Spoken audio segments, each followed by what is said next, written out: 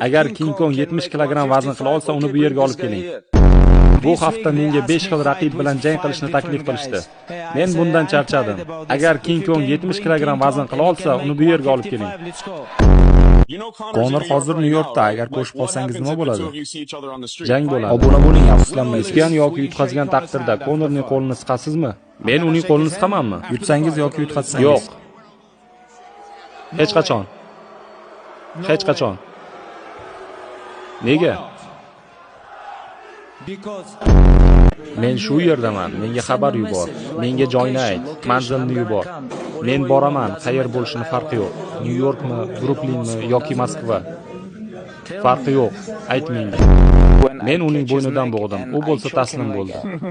Men o'ylashimcha, u bu yerga minglab odamlarni Irlandiyadan olib keldi, lekin ularning oldida taslim bo'ldi. Keyin o'zini qanday jangchi deb ataydi?